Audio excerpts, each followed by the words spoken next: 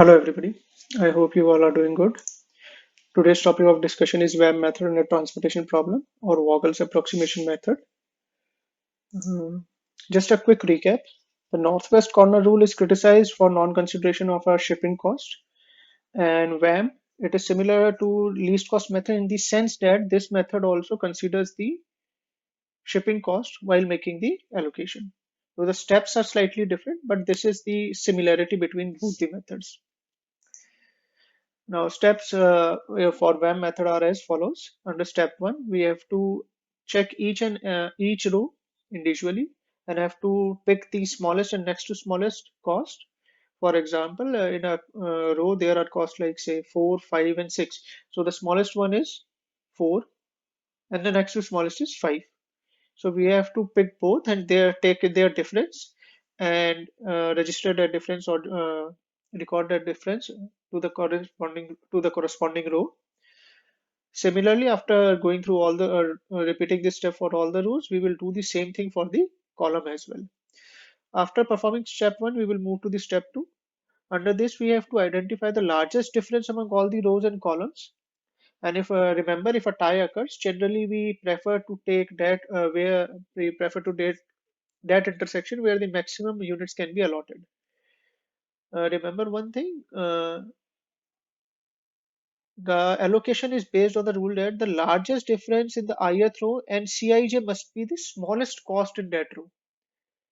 This would be more clear with the coming example, but just remember that allocation is done to the maximum possible unit, but the condition is there that the largest difference be in the ith row and then Cij be the smallest cost in the row, right? So cross out the ith row or the jth column, whichever is appropriate. Now we will repeat step 1 and step 2 until the resulting reduced transportation table satisfies all the requirements.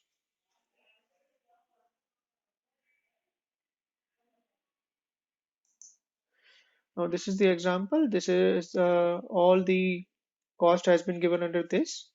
So based on this example, this is the transportation tableau that we would be considering that we have got. Now performing the step 1. So step 1 is find the smallest and next to smallest of each row and column. So first row is A.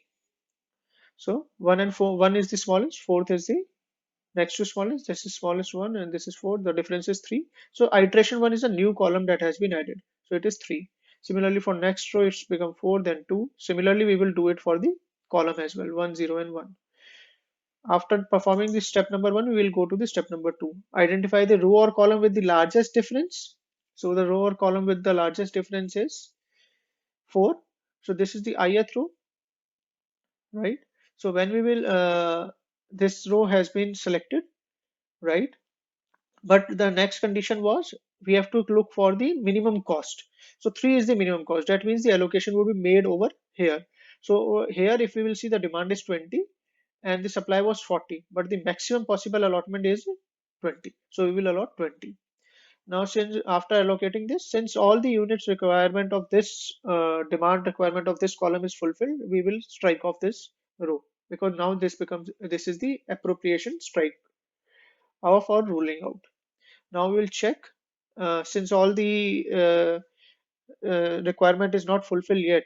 We have to again repeat the step 1 and 2.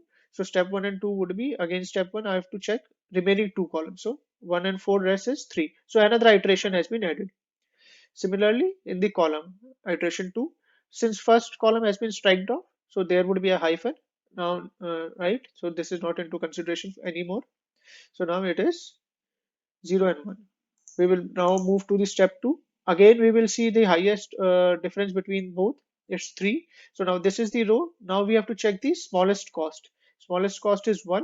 So we will make the allocation in this cell. So maximum possible allocation can be the minimum of 35 and 50. So 35 has been allotted. Once this has been allotted, the entire requirement of this facility has been met. So we will strike off this column, right? So again, we will see here that still all the requirements are not met.